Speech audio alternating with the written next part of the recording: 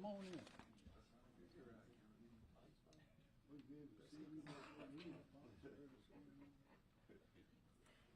Doctor, we got some room over here.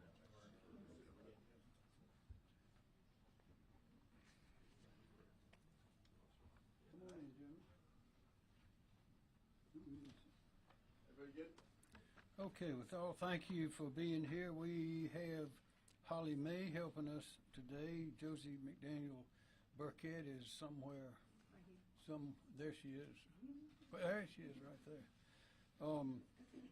So here we are again. We've had a lot of activity, and we'll start off today with Chaplain John Denny. Thank you. Good afternoon. 1 Thessalonians 5:11 says, encourage one another and build each other up. Please pray with me. Great Creator, during times of stress and uncertainty, we can get frustrated and anxious. When this happens, help us to take a pause and seek patience instead of pessimism, choose kindness in place of contempt, and look for ways to encourage one another and build each other up. Help us to be good stewards of one another. Be with us, O Lord. Amen. Thank you. Well, again, this is a storm that we have not seen before. There's parts of it have not been as bad as we thought, although they've been bad, but there are some parts coming that likely will be worse than what we have seen before and in some different areas. I'm glad to report that thus far, excuse me, we have not had any reports of any fatalities. We hope that it stays like that, and we want to urge people again to be safe. Think about what you're doing. Don't take any chances. And remember, this water can be very dangerous, particularly when it's moving. The threat of severe flooding across the state remains very high, and we'll get into that with some details in a few seconds. Heavy rainfall has already hit several parts of our state, especially the low country. And what we have happening is this storm is coming up. It's moving very slowly. It's got a lot of rain in it, and it is going out over the ocean and gathering some strength and coming back in. The winds have not been hurricane strength yet. They're somewhere maybe between 35 and 55 miles an hour, something at their height, I think, if I'm right on that. But the water is going to be very heavy, particularly in the northern part of the state, from Myrtle Beach all the way up the line along North Carolina, all the way up to where you remember we had in 2018, that was Hurricane Florence, and where we had the overflow in Conway, and we had to put the aqua dams on Highway 501 and all that, and we've never seen that kind of water there. Well, we're likely to see it again there as well as in the other areas around that part of the state. And also, you remember Joaquin in 2015, it wasn't a hurricane, but it was a flood. That came right here through the Midlands. We're likely to see that again. And you remember we had a number of dams breaking. We had water that was over the roads around Forest Acres. Cars were on the bridges there going across Gills Creek and being covered with water. And it comes up fast and it moves fast. So we're likely to have both of those areas having that kind of activity this time. Maybe not, maybe we will. But we were preparing for that kind of heavy rainfall and the danger that comes with that kind of flooding. We're confident there's going to be flooding. We're confident there's going to be a lot of rain. The only question is how much is it going to be? As I mentioned, we have no fatalities, but there have been instances of people driving around barricades. I ask everybody to remember somebody made a decision, competent people, to put that barricade there for a reason. Don't drive around the barricade. Don't drive through water. Don't walk through water like that. Be very careful. Also, yesterday we received the federal emergency declaration, which we had asked for, which provides assets for protection. That includes these swift boats, it includes some people, maybe helicopters, maybe vehicles, those kind of things. And we'll hear from a representative on that in a moment as well. Now later we will, of course, we'll be seeking money for reimbursement for money that we spent, as well as some money to help rebuild things if necessary that's been destroyed. Final point is, remember, please get your information only from official channels. Those are the only ones that you can have confidence in. Sometimes some of the worst tragedies are the result of someone meaning well, but providing inaccurate information or misunderstood information that results in a tragedy, and you cannot undo a tragedy. So we're going to see a lot of rain, not that much wind, but a lot of rain, and this storm is creeping across our state, creeping across. And so that's one of the reasons we have so much of this water. So we urge everybody to be careful, and now I'd like to call on John Quagliarello of the National Weather Service to provide details on what I just said and more. John? Thank you, Governor. Good afternoon. So as the Governor had mentioned, a dangerous situation is unfolding across portions of the state, with life-threatening flash flooding ongoing, which has closed roadways and resulted in some water rescues. We've already experienced significant rainfall, with widespread 9 to 13 inches across southern South Carolina.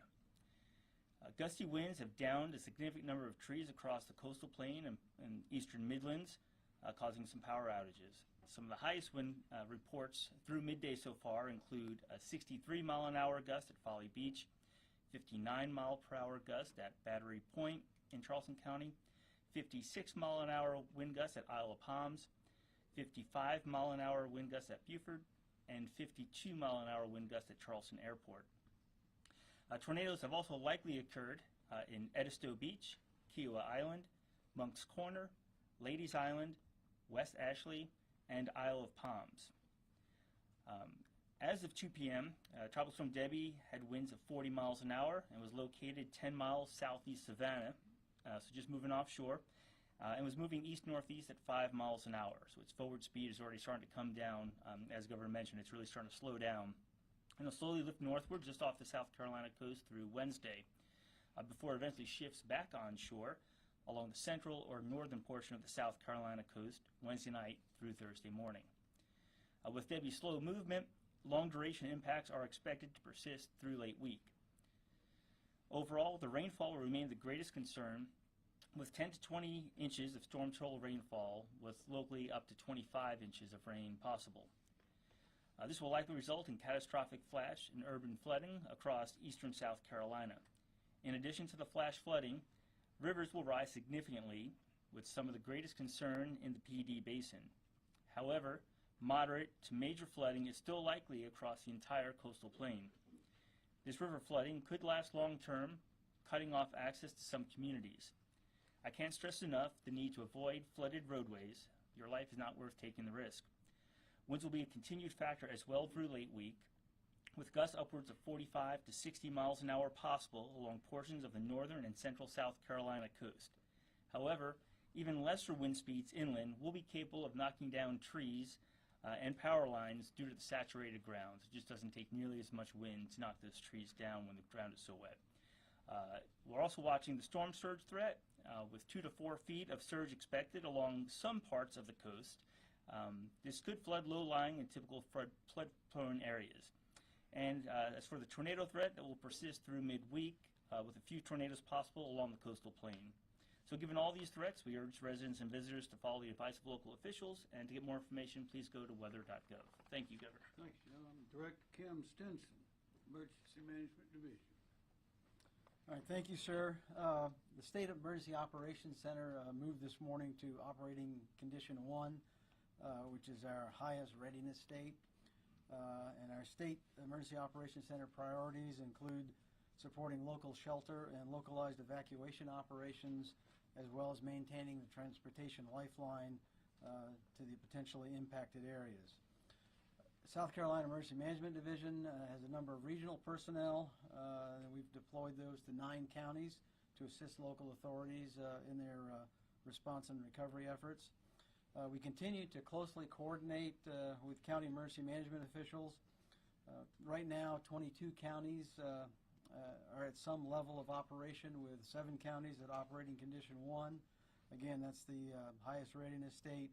And then 15 counties at Operating Condition 2, which is a heightened awareness level, and that's probably going to shift here over the next 24 to 48 hours. Their primary focus includes sheltering operations, response including rescue operations and possible local evacuations. No major communications issues have been reported so far. Also, very few residential and business damages have been reported, and they're very preliminary, but we're early in the operation. Colleton County did report that they had probably about 50 houses that had been damaged to some extent, but again, that's very preliminary. Many counties are reporting blocked roads and localized flooding, and coastal counties in the first tier back are primarily where that's happening right now. In the logistics area, our Winnsboro warehouse is operational with food, water, sandbags, and tarps. Our general logistics, transportation, and commodities contracts have been activated if additional supplies are needed. So far, we've fielded 155 requests from the local authorities, and 125 of those are either completed or in progress. And those requests range from sandbags to swift water rescue assets. And under the Emergency Management Assistance Compact, we have requested support from other states, including 5 swift water rescue teams and an incident management team. We also have a team here from South Carolina, from Tennessee, to coordinate those requests as we move forward. The public information phone system opened this morning for residents to call in with any questions, and that number is 1-866-246-0133. Now that's on our website. It's also in the Hurricane Guide and a number of other sources as well. In closing, I'd like to mention again a few points we talked about yesterday. First, if you live in a flood-prone area, a low-lying area, identify higher ground where you can seek safety if needed. And certainly don't wait until it's too late. If you're advised to evacuate by your local officials, please do so immediately. And then certainly monitor the weather updates and follow the instructions again of those local officials. And our website at seemd.org and our South Carolina Emergency Management app are also excellent sources of information. Thank you, sir. Thank you, Stinson. I mentioned yesterday our federal partners, Rear Admiral Doug Schofield of the Coast Guard called yesterday, and also federal FEMA Administrator Deanne Criswell called to offer reminders of their availability. And we have from FEMA today the Federal Coordinating Officer of FEMA, Brett Howard. Thank you, Howard. Good morning. Brett Howard. I've been appointed as Federal Coordinating Officer, as the Governor just stated. Governor, it's an honor to work here in your state. Everything that South Carolina has done to this point has been remarkable. The briefings that you're about to hear will let you know and let the citizens know that the Governor, his cabinet, Director Stinson, and his staff know what to do, and they've got the plan in place to execute. And it's very comforting to work in a state that is this progressive and this forward-leaning to help the citizens and be ready to respond to anything that happens. And our concerns at FEMA go out, our thoughts and prayers go out to the families and the communities who are fixing to have either already undergone or about to undergo possibly catastrophic and historic flooding in their areas, like the Governor said, like they've never seen before. Yesterday, the Governor talked about President Biden made a declaration for South Carolina. He turned on the ability for federal resources to come in and support the state. My job right now is to make sure that I am not late to the need. Whatever the Governor, whatever Director Stinson, whatever the state needs, I want to make sure we have it in place, ready to respond to whatever it is they need it to. And you've heard that we've already had we've turned over 5 urban search and rescue units, federal search and rescue units, teams that have that swift water capability to the state. It was their request, and we have sent them to the state to deploy as they see needed. And we're right now working with the Governor, the Director Stinson, their team to determine what else, what are we missing, what do we need to be thinking about going forward, what other federal resources can we bring in and have ready to deploy should the need arise. I want to reiterate what the governor and Director Stinson said, pay attention, everybody, pay attention to what the local officials are telling you to do in those correct channels, not just hearsay, word on the street. Listen to them, heed evacuation orders if they're asking you to move, and just stay alert to the weather and and follow those instructions by your local government. Right now, we're coordinating with the state on anything they need. As I stated, we have our staff here, the IMAT team, Incident Management Assistance Team, arrived today. Other federal staff and agencies are en route, and we are poised to assist the state and whatever you need, Governor. Thank you. Thank you very much. General McCarty, Dan McCarty, National Guard. Thank you, Governor. The soldiers, airmen, and employees of the Military Department of South Carolina, along with our State Guard, are continuing to work to be in a position to support the state in response to Tropical Storm Debby. We have currently over 100 soldiers on state active duty, and that number will continue to grow through today and tomorrow. We will have currently approximately 50 high water vehicles and recovery vehicles that are on duty. Priority given to the southern part of the state. We will continue to put and move vehicles to the central part of the state, as in the Charleston area, Berkeley, Georgetown area, and then on up into the PD region over the next day. We're continuing now to assess where the storm may carry us over the next few days, looking to determine what additional assets may be needed, whether it's military police, our engineers for debris clearing, or other things to support scenarios as described by the governor that we saw back in previous storms. Our aviation assets are prepared to support LLR in the search and rescue. Our HART teams are ready. However, the weather conditions right now would preclude that from being a mission that we could undertake. We have 6 liaison officers currently deployed to affected counties, and we have additional liaison officers moving now. The Florida EMAC request for the 1053rd Trans Company, they've completed that mission. We will begin to demob and have them convoy back to South Carolina. Due to the weather conditions, that convoy will take probably 12 plus hours, with safety being the priority of getting them back here. Once they're back in South Carolina, we will look to remission those 30 additional vehicles for future missions that could come up. The dual status request form, the governor has signed that letter. It will be sent through channels. What that does is allow the state of South Carolina, the military, the National Guard, to better utilize federal assets, Title X forces, if the need were to arise. Thank you. Thank you, sir. Secretary Powell, Justin Powell, Department of Transportation. Thank you, Governor. The state's transportation network is starting to feel the effects of Tropical Storm Debby's heavy rains. As of 1:30, we have 48 state roads that have been closed as a result of floodwaters. That number will be fluid as we go through this event, as roads are opened and closed as we go along. We've been keeping an eye on very closely on I-95 down in Jasper County. It is currently open to traffic. However, we have had to close ramps on exits 22 and 33 there due to flooding on the ramps. SCDOT has 2,300 personnel mobilized yesterday and has the same complement mobilized today, working round the clock to respond and recover from this event. With the rains anticipated to continue to fall through Thursday, we do anticipate more roads will flood during the course of this event. We strongly advise residents to stay off the roads if at all possible. If you do go out, we encourage you to take your time, drive slowly, and resist the temptation to go into floodwaters. It is simply not worth the risk. Thank you, Governor.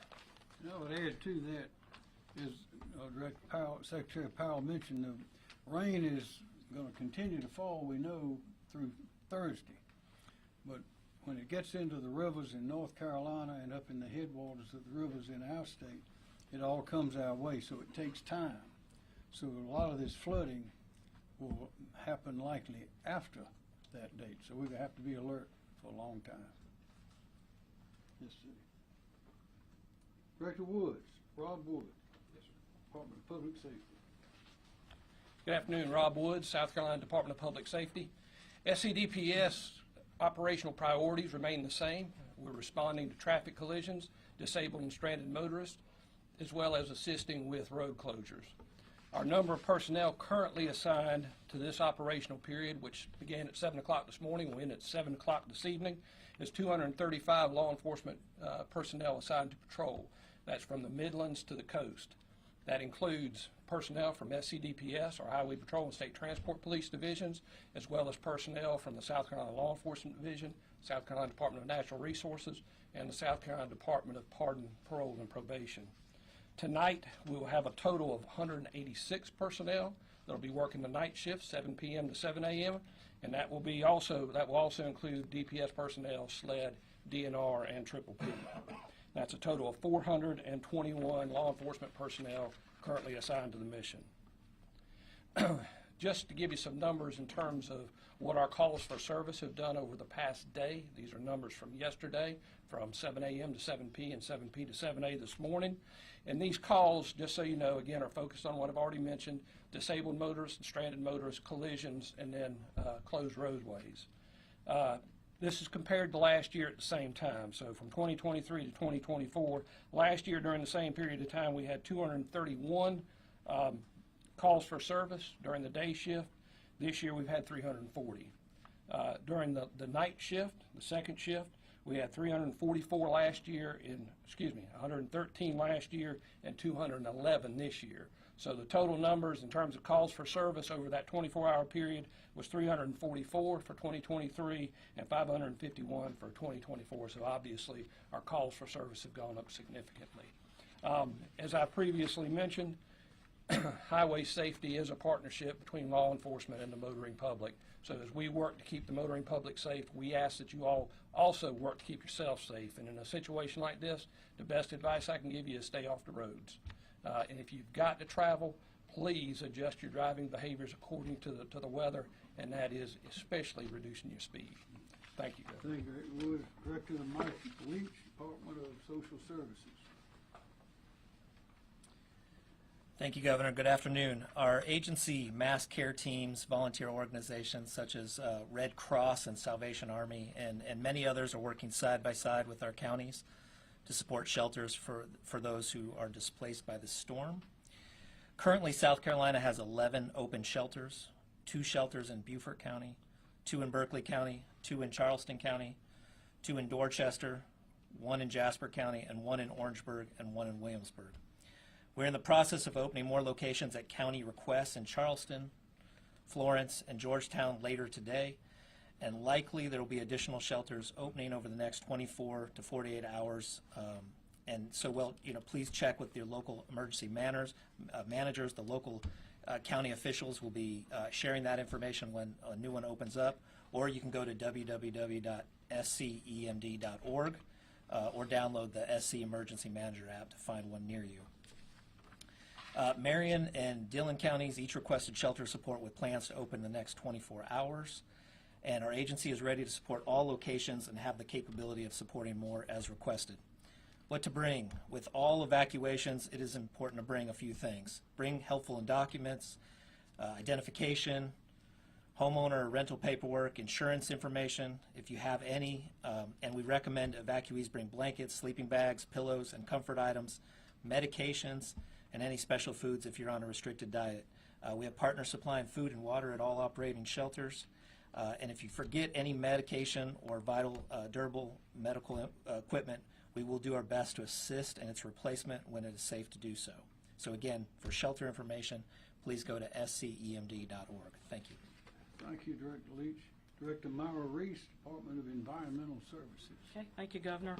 Good afternoon. Our priorities at Department of Environmental Services remain the same, but I want to say that a key priority for us is to maintain open lines of communications with our local officials around the state to provide information and assistance.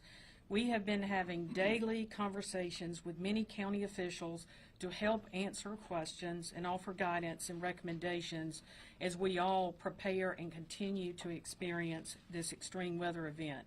Many of those conversations are centered around dams.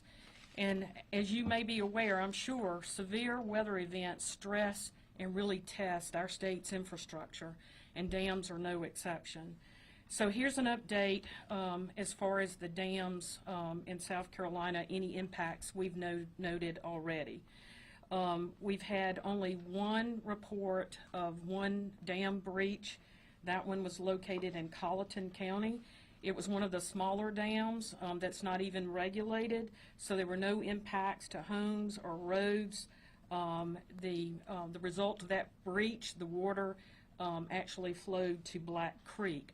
Now, what that means is it could contribute, to some of the localized flooding, but no homes or roads were impacted. I do want to also say that yesterday I mentioned that we had identified about 19 dams that we wanted to take a last-minute check. And I want to offer some clarity on that. We have one of the most experienced, best dam safety programs in the nation. And I think a lot of that is due to the experience that we've had over the years and being so well prepared. We're very engaged nationally. And there are things that we learn every storm, and we learn from other states. And that information and expertise helped us identify those dams that we just wanted to take a last-minute check to see if any additional actions might be warranted. The results of those assessments were back on my desk by the end of the day, and I'm happy to say that there were no urgent issues identified in those assessments. I do also acknowledge that there are many citizens that have concerns about dams, and so we do have a number that I want to share, a new number, Governor, because we had quite a few calls yesterday. This number is called our Public Information Phone System, and that number is 1-888-246-0133. That's 1-888-246-0133.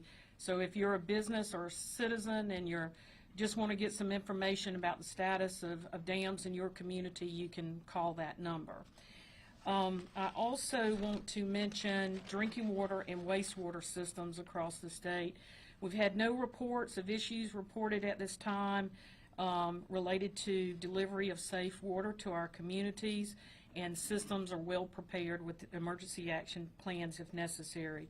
From a wastewater perspective, there have been no reports of system-wide impacts, but as expected, we would expect sanitary sewer overflows.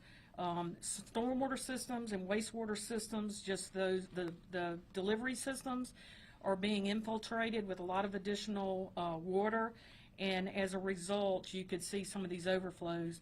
And that also leads to another point I want to make. You keep hearing from all the agencies the importance of staying out of floodwaters. From an environmental and public health perspective, we need to recognize that in the future, when the floodwaters clear the roads, there's still going to be pockets of saturation around homes, and it's very tempting for people, especially kids and children, to play in those waters. Just emphasize that some of that flood water can have bacteria in there, and also chemicals from urban runoff and stuff. So just wanted to emphasize that. And then in closing, I will just mention coastal impacts. We have no reports of any structures being impacted at this time, no concerns about erosion. We are aware of a tornado in Edisto that may have had an impact on some structures, and we'll be focused on that after the storm clears. Thank you. Thank you, Director Reese. Director Emily Farr, LLR, Labor Licensing and Regulation. Thank you, Governor. I can report that the state search and rescue efforts have been well planned and are positioned in a place to be able to respond however they may be needed as the flooding continues to grow across the state. We have all current resource requests that will be filled by the end of the day today using all of our in-state resources that are already deployed throughout the state. We expect the out-of-state resources. These are teams from Tennessee, Alabama, and Michigan. will be deployed by the end of the day. You've heard mention already that we're working very closely with FEMA to roster and deploy all 5 of their search and rescue teams that are already staged here in Columbia. We really appreciate all of the partnership and help across the state of our firefighters across the state that make up our in-state resources for search and rescue, and of course all of these teams outside of the state and with FEMA to help really build a strong search and rescue plan for our citizens. We continue to do future planning in coordination with the Emergency Management Division to be ready to respond to meet additional resource requests that we expect will be made as this storm continues. Thank you. Director Fall. Director Andrew Bateman, Office of Regulatory Staff. Thank you, Governor. My name is Andrew Bateman with the South Carolina Office of Regulatory Staff. Throughout this storm, we've been in frequent communication with utility representatives. As of right now, we stand at approximately 12,129 storm-related outages statewide. Currently, counties in the Low Country, such as Colleton, Beaufort, and Charleston, have been the most impacted with significant amounts of rain and power outages. As the storm progresses and moves north, we expected the PD to be significantly impacted and are expecting widespread power outages. After speaking with utility representatives, I know that they have crews working around the clock diligently to restore power. However, to restore power as it is safe to do so. However, please be mindful that as standing floodwaters occur, that may hamper and delay some of the restoration efforts. Thank you. Thank you. Thank you very much. Does anybody have a question? Yes, sir. I got some information from, this is for Director Reese, some information earlier about McCready Dam, I believe, which was causing some evacuations. Were folks successfully evacuated when there were concerns about that dam, and how many were impacted? We had a call with Colleton County this morning to talk about McGrady Dam, plus the one I mentioned, the unregulated dam. We got together our experts with their experts at the local level, and what we determined, there were some reports that maybe it was failing. Actually, what was happening with that dam is the emergency spillway was working as designed, and so it was taking that pressure off of the dam. However, there's so much flooding and so many other things. The county is doing a great job observing that dam. I can't recall the exact number that were impacted as far as homes, but we're really stressing to folks to make sure they follow the advice of the local officials. So folks were successfully evacuated when that initial report came out? I'm not sure. We would have to get that from the local officials. Okay, thank you. Director Reese, actually, to follow up with that, so you mentioned that of the 19 dams that you approximately assessed, you had no concerns, regarding those. Could you give me an idea of where these dams were? Like, where were these dams that you were considering that now are of no concern to you?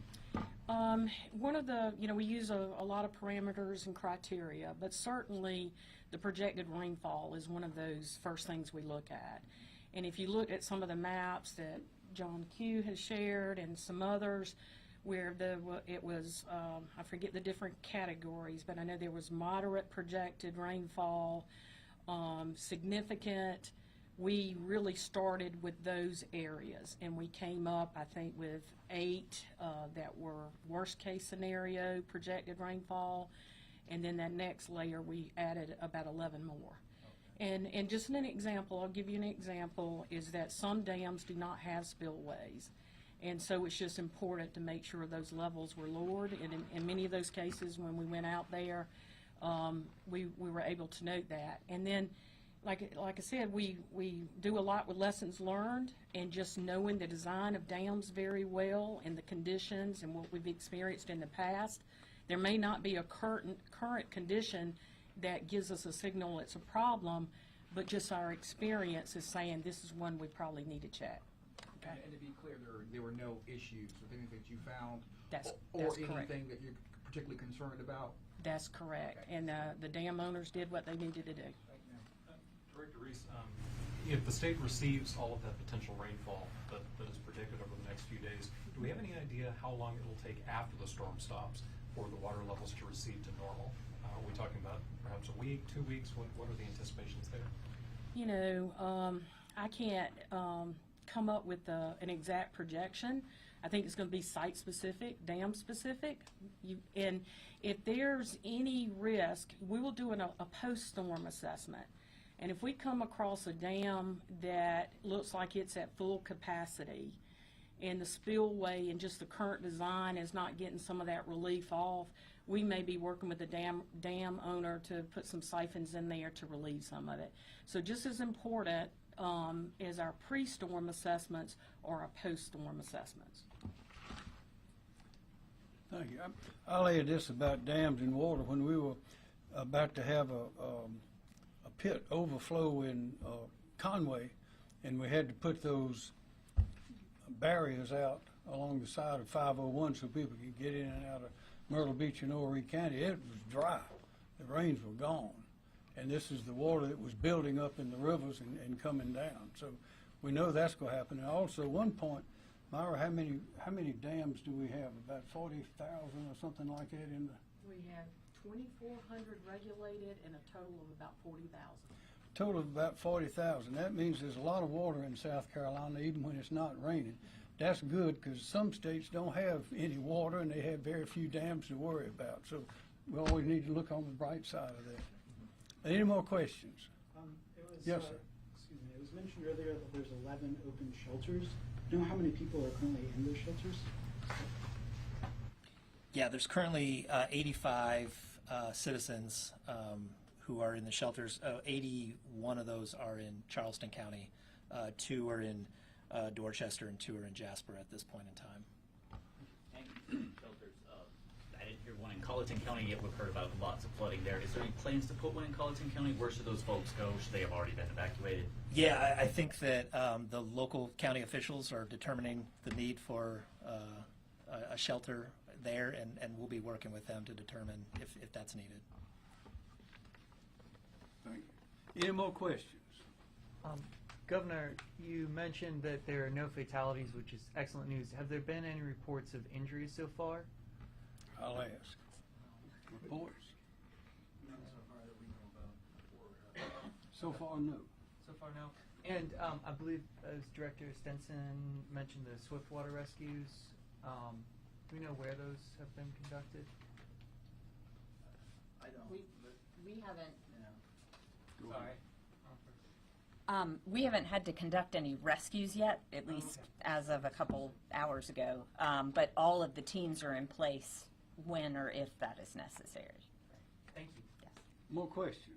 Yes, sir. Governor, at this point, has the situation changed from last night concerning having no evacuation orders that you plan to issue or any state agency? Nothing has changed. And are there any local evacuation orders that y'all want folks to heed? We're here in Jasper County, maybe. Don't know of any. Any more questions? Thank you very much.